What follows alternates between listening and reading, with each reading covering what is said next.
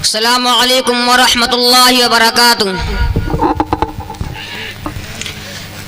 نحمدہ ونصلی علی رسولہ الکریم، اما بعد فاعوذ باللہ من الشیطان الرجیم، بسم اللہ الرحمن الرحیم۔ آج میری تقریر کا عنوان تعلیم ایک نور ہے۔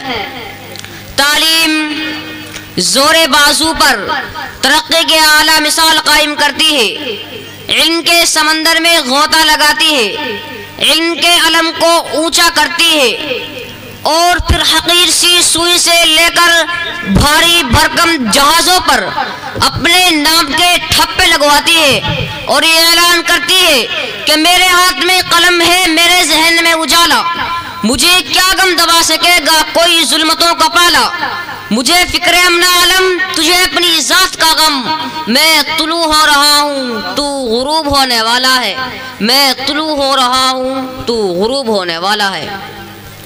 کیونکہ تعلیم سکھاتی ہے جینے کا سلیقہ، تو پھر تعلیم ہی کی بدولت تاریخ گواہ ہے کہ آگ کی پرستش کرنے والوں نے آگ کو اپنے قابو میں لیا، اور پھر کیا تھا؟ اوپر دیکھا آسمان نظر آیا، آسمان میں چاند نظر آیا، چاند میں انسان نظر آیا، پوچھا ماجرا کیا ہے؟ جواب ملا انسانی ترقی ہوئی ہے۔ نیچے دیکھا زمین نظر آئی، زمین میں سمندر نظر آیا، سمندر میں گہرائی نظر آئی، گہرائی میں انسان نظر آیا، پوچھا ماجرا کیا ہے؟ جواب ملا انسانی ترقی ہوئی ہے۔ اور یہی ترقی چیخ چیخ کر کہہ رہی ہے کہ تعلیم سکھاتی ہے جینے کا سلیقہ، تعلیم سکھاتی ہے جینے کا سلیقہ۔ صدر علی وقار تعلیم کے میدان کے سپاہی جب جابر بن حیان الرازی البیرونی بنتے ہیں تو پھر اپنی زندگیاں بنا کر جینے کا سلیقہ سکھاتے ہیں۔ تعلیم کے میدان کے سپاہی جب قاسم نانوتوی بنتے ہیں تو دوسروں کے کام میں آ کر جینے کا سلیقہ سکھاتے ہیں۔ تعلیم کے میدان کے سپاہی جب سیاست میں اترتے ہیں ابراہیم لنکن بن قوم کو جینے کا سلیقہ سکھاتے ہیں۔ تعلیم کے میدان کے سپاہی جب رہنما بنتے ہیں تو سر سید احمد خان علی میاں ندوی بن کر قوم کی رہنمائی کر کے جینے کا سلیقہ سکھاتے ہیں۔ تعلیم کے میدان کے سپاہی جب کچھ کرنے کی ٹھان لیتے ہیں بیراہوں کو راہ پر لا کر مولانا الیاس کی صورت میں ایمانی تحریک کا نیا ڈھنگ سکھاتے ہیں۔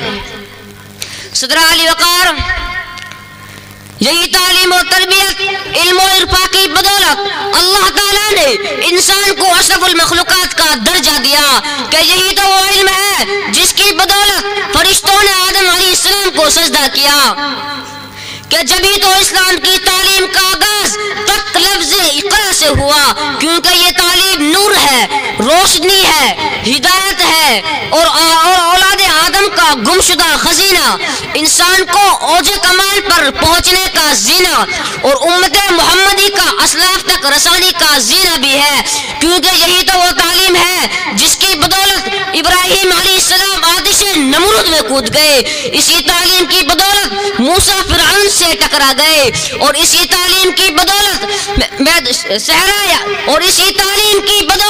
صحرائے عرب کی تپتی ریت پر میدان حشر میں حضرت بلال حبشی نے عہد کا نعرہ بلند کیا تو حسین نے اپنے نانا کی تعلیمات بچانے کی خاطر میدان کربلا میں سر کٹانے کے باوجود نیزے پر کلمہ حق بلند کیا، کہ اسی تعلیم نے بیلو کو بیل الدانہ بنا دیا۔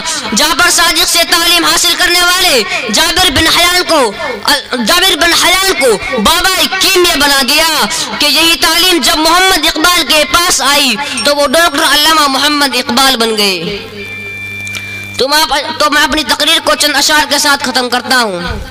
علم بیٹے کی نئی قبر پر ماں کے آنسو، علم عباس سلمدار کے زخمی بازو، کعبہ و قیسین کو یہی سر کرتا ہے، ایک لمحے میں صدیوں کا سفر کرتا ہے، علم طالب کو طلب سے ہی صلہ دیتا ہے، جہل انسان کو ابو جہل بنا دیتا ہے، جہل انسان کو ابو جہل بنا دیتا ہے۔ السلام علیکم۔